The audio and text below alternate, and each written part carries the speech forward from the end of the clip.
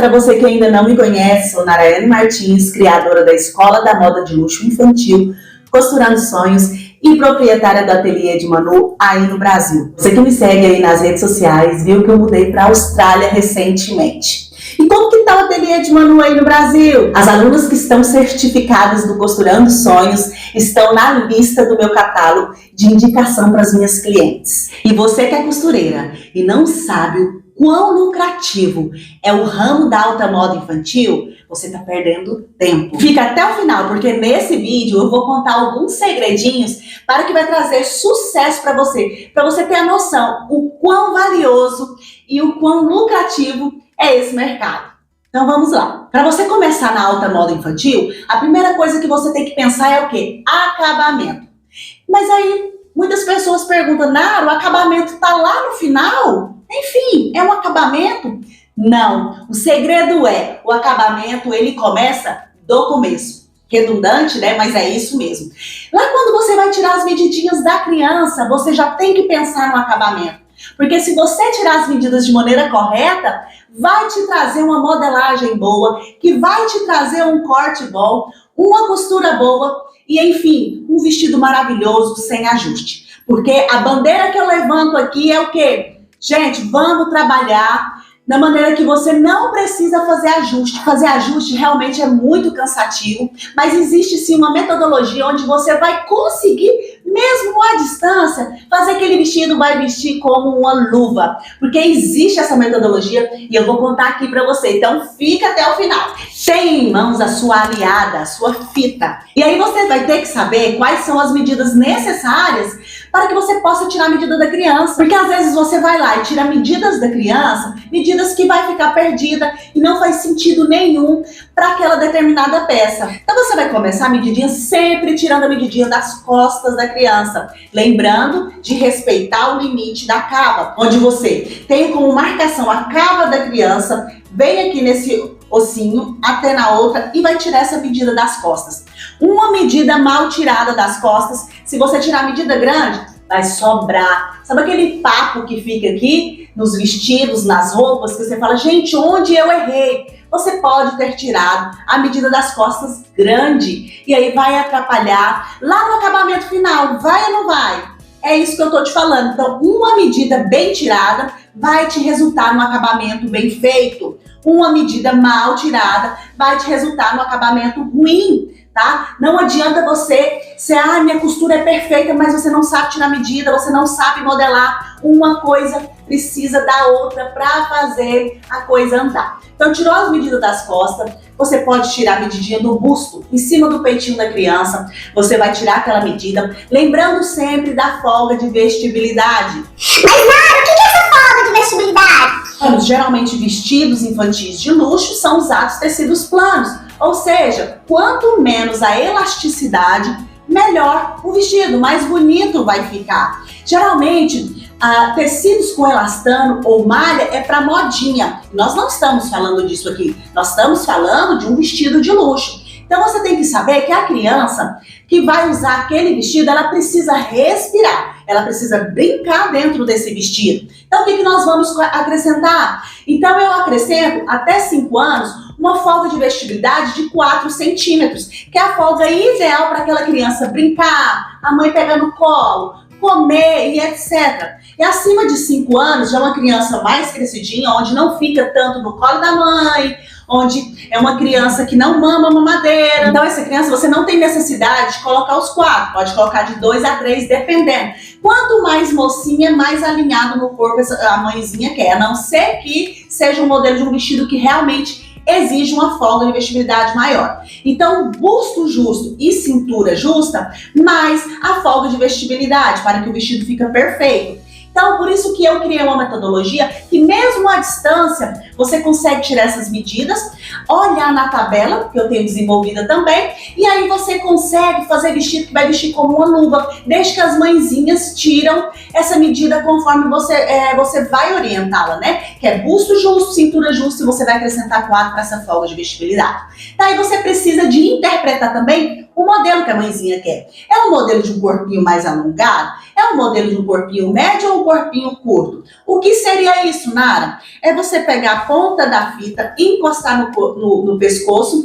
Aqui, 2 dedinhos abaixo do busto da criança, é um corpinho mais curto. E aí você pode tirar do cantinho aqui do pescoço até 2 dedinhos acima do umbigo, seria um corpinho alongado. E de 4 a 5 dedinhos aqui, já seria um corpinho médio. Então, para que você consiga identificar o que a mãezinha quer, você vai olhar o modelo do vestido e fazer essa interpretação. Porque se você interpretar um corpinho alongado no modelo curto, vamos supor que a mãe quer um modelo de um corpinho médio, e você tirou a medida alongada, na hora que você for colocar a saia, né, que você vai tirar a medidinha da saia, o que vai acontecer? O vestido vai ficar mais comprido. Então, você sempre tem que pensar no corpo com a saia e compensar esses centímetros. Então, tiramos as costas, tiramos o busto, tiramos a cintura, acrescentando a forma de vestibilidade apenas para a largura, que seria busto e cintura, comprimento de corpo ou altura de corpo e comprimento de saia. Então, são essas informações que você precisa para tirar medidas para fazer um vestido ou um conjuntinho de cropped com saia. Medida de costas, medida de busto, medida de cintura, altura de corpo ou altura de cintura e comprimento de saia. Essas são as medidas principais para você fazer vestidos perfeitos. A partir do momento que você tirou essa medida perfeita, você vai para modelagem. E, gente, modelagem não é bicho de 7 cabeças, desde que você saiba modelar. Existem vários vídeos aqui na internet ensinando a modelar, mas é importante que você...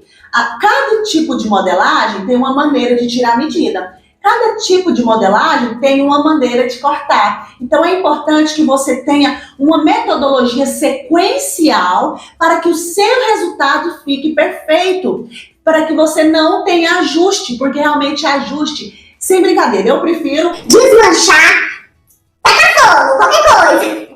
Mas eu prefiro começar do zero, não ter que fazer um ajuste. Principalmente quando você já franziu, já colocou uma saia, já, sabe? Ele vai te dar trabalho, a mãe fica desmotivada. Você quer ver uma mãezinha feliz, é a mãe vir com a criança pro teste, né? Ou então quando você manda a distância, o vestido veste como uma luva. Aquela mãezinha sai inacreditada e ela vai se falar pra amiga, que vai falar pra outra, olha, foi enviada a distância, o vestido ficou perfeito, ou eu fiz prova, nem precisava de fazer prova porque vestiu como uma luva. E na hora de você modelar, você sabe que nós modelamos 1/4 parte do corpo. Então as costas você vai dividir por 2, o busto e a cintura por 4 e comprimentos você não divide. Quando você for fazer a sua modelagem, você acrescenta a margem de costura no próprio molde. Essa maneira vai facilitar porque você vai padronizar o seu molde. Coloque sempre as informações, quanto que foi as costas da criança, o busto, a cintura, a altura do corpo, para que você possa fazer aproveitamento para outro molde. Então, esse molde aqui, eu sempre coloco e oriento, né, as alunas colocarem aqui, ó, pezinho de máquina, aqui, decote, ombro, cava e lateral eu sempre coloco 2 centímetros para que você possa fazer aproveitamento desse molde para uma outra criança que às vezes tem 2 centímetros de cintura maior do que essa criança. Então, eu tenho esse espaço para adaptar aquela medida daquela criança. Se você faz a modelagem já com a margem de costura, até seu marido pode cortar pra você. Você arruma uma costureira, você vai contratar uma costureira e os seus moldes não tem margem de costura e ela vai lá e coloca a margem de costura dela de 2 centímetros, um exemplo. E você é acostumada em colocar a sua margem de costura de 1 centímetro. Então, na hora que você vai costurar essa roupa com o corte dela e a roupa com o seu corte, não vai casar, porque a margem de costura dela é diferente da sua. Então, se você padroniza no seu próprio molde a margem de costura, ele vai ser padrão. Então, pezinho de máquina aqui, e aqui você sempre pode acrescentar para que você possa fazer ajuste naquela roupa. Ou, às vezes, a mãezinha fala assim, não, deixa sobra por dentro. Então, você vai deixar a sobra aqui. E aí, você tem certeza de que seu molde está padronizado. Na hora de cortar, tem muitas que têm medo. Ai, que medo de cortar. Gente, você não está matando ninguém. No máximo que você vai fazer é de estragar o tecido e vai ter que comprar outro. Mas, enfim, quanto mais a gente faz, melhor a gente fica. Mas quando você tem margem de costura, você já pensou em desenvolver esse molde, o que vai acontecer? vai facilitar na hora do corte para você. Então isso vai influenciar na hora do seu acabamento final. Por isso que o acabamento é o quê?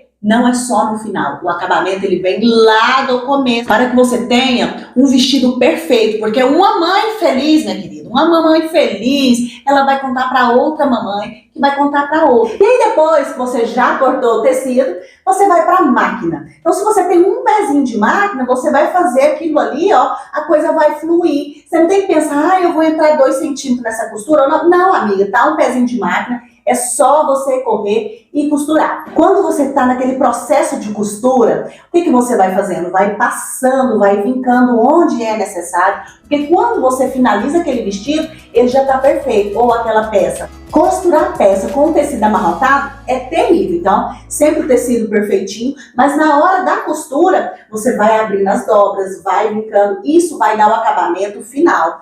Não adianta você cortou o tecido de qualquer jeito, tecido amarrotado, costurou sem passar e vai querer passar o vestido no final. Ele não vai dar o mesmo acabamento. Então, fica a dica aí pra vocês. Uma coisa que vocês que querem fazer vestido de luxo tem que levar em consideração, você tem que saber interpretar um saiote.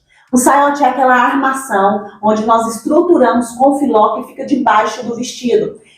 Eu estruturo ele sempre no murim quando eu quero um saiote bem armado. O murim, de fato, ele é um pouco seco, mas ele vai ajudar a armar e vai fazer você economizar e usar menos filó.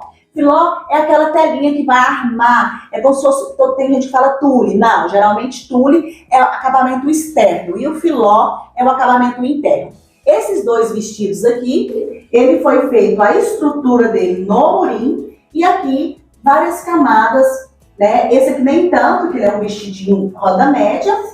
E esse aqui tem bem pouco filó também. Então você tem que interpretar qual que é o modelo que a mãe quer. Se é um modelo de dama, você consequentemente vai usar mais filó. E aí você tem que pensar e estruturar esse saiote. A estruturação de um saiote é feita da seguinte maneira. Vamos supor que o vestido de 1 ano tem medida de 40 de saia. Você pode colocar de 1 a 2 linhas, tá? 2 camadas. Aí cada painel de filó, ele tem 3 metros, geralmente tem 3 metros. E aí você, cada linha dessa, para um vestido de dama, você vai ter que usar de 3 a 4, até 5 painéis. Né? Painel é a largura total de 3, franzido ou em pregas para montar essa estruturação desse saiote. Já em vestido godê, você não pode colocar muitos painéis na parte de cima, porque vestido godê tem menos tecido em cima e ele vai abrindo embaixo, certo? Então, se ele é assim, você vai ter que colocar menos filó aqui e mais filó do comprimento mediano para a barra desse vestido. Isso vai depender do comprimento também. Se for um comprimento curtinho, não convém você colocar 2 camadas, convém você colocar camada ou linha, gente. Quando eu falo linha ou camada é a mesma coisa. Quando eu falo painel, é a largura total do filó. Então você tem que interpretar o modelo que a mãezinha quer para você fazer um saiote estruturado. Isso vai valorizar a sua peça. E tem muitos vestidos que eu faço que o corte é reto. E muitas pessoas falam, que corte godê que você fez? Não fiz corte godê. O que eu fiz? Eu fiz uma estrutura de saiote com mais camadas, com mais painéis embaixo e menos em cima. Então ele vai dar esse visual de godê e não é godê. Então você pode economizar tecido também pensando dessa maneira, sabendo interpretar saiote. E quando se trata de saiote, você pode dar a opção para a mãezinha fazer um saiote avulso, onde você faz a estruturação do saiote, coloca uma bainha no cós, e coloca um elástico, ou você pode estruturar e embutir no próprio vestido. Então, se o vestido tem um saiote leve, você consegue colocar o saiote no forro do corpinho. Agora, se o saiote é um saiote estruturado, você tem que estruturar todo no tecido principal e fechar o corpinho depois manual. E logo após você ter feito o vestido dos sonhos, você, quando ele é direcionado, encomenda, ok. Mas quando não é, você precisa de saber vender. Gente, o boca a boca moderno hoje é o quê? Redes sociais. Tem Instagram, inclusive, vai lá, se você não me segue. saindo desse vídeo, você vai lá, Nara Costurando Sonhos, e me encontra lá no Instagram, onde eu posto stories, posto dica, o feed é recheado de coisas que eu tenho certeza que vai te ajudar nesse mundo. Tem que trabalhar nas suas redes sociais se você quer vender. Principalmente para aquelas que falam, Nara, eu quero vender, eu amo fazer vestido de luxo, mas a minha cidade é muito pequena e eu não consigo vender. Para começar, que vai ter menino independente, a cidade é pequena, vai ter casamento, vai ter festa, vai ter aniversário, vai ter isso tudo, não vai? Mas a internet está nas suas mãos, é a vitrine moderna. Antigamente, quando alguém falava assim, eu quero, fulano vai casar, todo mundo ia correndo para a loja, para a rua principal do centro e ia olhar a vitrine. Hoje não mais. Ela vai ali no Instagram, vai procurar o look e vai compartilhar. Olha o boca a boca moderno. Vai compartilhar com a amiga, vai enviar o link do Instagram para a amiga, vai lá marcar o arroba da amiga ali. É ou não é? Ninguém mais chama a amiga para ir lá para o centro da cidade para olhar a vitrine. A vitrine está aqui na palma da mão. Então, se você, independente se você mora numa cidade pequena ou não, o celular você tem. Então, você tem chance de entrar nesse mercado se você saber trabalhar nas redes sociais. Uma boa foto vai te ajudar. Mas eu não tenho um celular que eu consiga tirar fotos boas. Gente, o primeiro segredo de fotos boas não é nem o celular. Óbvio que um celular bom é perfeito, beleza. Mas é a iluminação. Saiba tirar foto com a iluminação frontal. Vamos supor, a janela está aqui. Se eu fizesse esse vídeo contra a luz, olha só para você ver o quanto que a qualidade abaixou. Agora, a luz está de frente para mim. Então, a câmera está de costas para a luz. Principalmente a luz do dia. A luz natural é a melhor luz para para o acabamento das suas fotos. Então, preocupa com a iluminação, preocupa com o ambiente. Você pode fazer muitos ambientes sem gastar muito e conseguir tirar fotos que a mãe vai ver que teve um capricho, que teve uma produção ali atrás. E outra coisa, gente, muitas aluninhas falam, eu não tenho ateliê, eu não tenho espaço. Se você tem uma máquina, uma cliente, você tem um ateliê. O ateliê é o seu ateliê. É assim que as pessoas começam. Eu penso que menos de 1% começou já com ateliê gigante. Na verdade, nem eu comecei, nem alunas minhas que hoje fazem sucesso aí na internet não conseguiram. Todas começaram com uma máquina. Pode ser no seu quarto, pode ser na sua varanda, pode ser na sua sala. Você tem uma cliente que tem uma máquina? Então você já é um ateliê. Então você tem que pensar grande. E hoje eu só estou dando uma pincelada bem rápida, mas aqui no meu canal você fica ligado que eu sempre posto vídeos e eu vou falar detalhado cada coisa. Vou falar sobre o marketing, que é muito importante, porque não adianta você só saber costurar. Você é perfeita na costura, você entende de acabamento, sabe tirar medida, tem uma metodologia, mas sabe vender? Não sabe vender, então não adianta. Então, para fazer as coisas funcionarem, você tem que ser boa costureira, você tem que entender interpretar, tirar medidas, saber modelar, saber falar com o seu público nas suas redes sociais. Isso é muito importante, que vai te trazer venda. Afinal, é realizar sonhos? É costurar sonhos? É. Mas todo mundo vai precisar de dinheiro. Então você precisa de vender. Não adianta realizar sonhos se você não está vendendo, se você não está tendo esse retorno, porque isso aqui é um trabalho. E a costura, ela pode te proporcionar, assim, uma vida maravilhosa. Você entender que existe um sistema por trás disso e você começar a praticar, você vai lembrar de mim. Nara, bem que você me falou que existe um sistema atrás da costura e que hoje está dando certo porque eu entendi que eu preciso me especializar. Uma dica muito importante que eu quero falar aqui para vocês é quando você estiver produzindo, quando você estiver tirando medida, modelando, comprando o tecido da sua cliente, fotografa, filma. Isso aí vai juntar para você conteúdo, interação para você publicar nas suas redes sociais, para que a sua cliente, para que a sua seguidora